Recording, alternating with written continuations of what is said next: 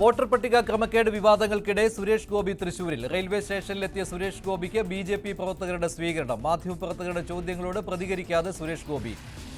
Office മാർച്ചിൽ പരിക്കേറ്റ പ്രവർത്തകരെ ആശുപത്രിയിൽ സന്ദർശിച്ചു. കമ്മീഷണർ ഓഫീസിലേക്ക് ഇന്ന് ബിജെപി മാർച്ച്. കെ സുരേന്ദ്രനും ശോഭ സുരേന്ദ്രനും പങ്കെടുക്കും.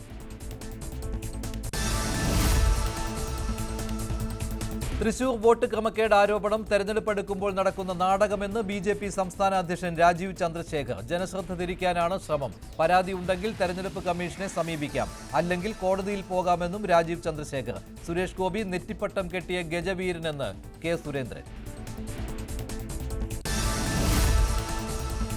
തൃശൂരിൽ ഇന്നലെ ഉണ്ടായ സംഘർഷത്തിൽ 70 പേർക്കെതിരെ കേസ്. CPM BJP പ്രവർത്തകർ തമ്മിലുണ്ടായ സംഘർഷത്തിലാണ് കേസെടുത്തത്. 40 BJP പ്രവർത്തകർക്കും 30 CPM പ്രവർത്തകർക്കുമെതിരെയാണ് കേസെടുത്തത്. സാമൂഹ്യ മാധ്യമ ഇടപെടൽ പോരെന്ന് CPMൽ വിമർശനം. MP നികേഷ് കുമാറിന്റെ പ്രകടനത്തിൽ പാർട്ടിക്കുള്ളിൽ അതൃപ്തി. വിവാദങ്ങളിൽ പ്രതിരോധം തീർക്കാനാവുന്നില്ല. നികേഷ് കുമാറിന് പാർട്ടി നൽകുന്ന കൂടിയ അലവൻസിലും അതൃപ്തി.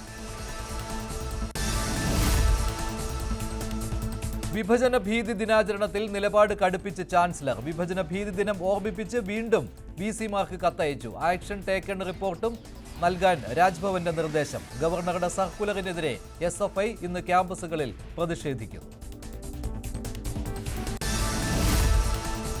ബീഹാറിലെ വോട്ടർ പട്ടിക പരിഷ്കരണത്തിൽ സുപ്രീം കോടതിയിൽ ഇന്നും വാദം തുടരും. വോട്ടർമാരെ കൂട്ടത്തോടെ ഒഴിവാക്കുന്നുവെന്ന് ഹർജിക്കാർ.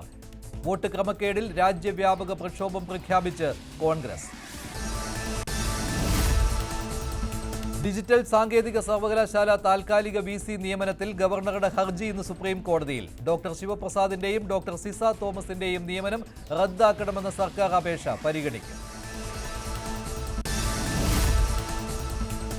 ധർമ്മസ്ഥലയിൽ 13ാം പോയിന്റിൽ ഇന്നും SITയുടെ പരിശോധന തുടരും. ഗ്രൗണ്ട് പെനട്രേറ്റിംഗ് റഡാർ സംവിധാനം ഉപയോഗിച്ച് പരിശോധന.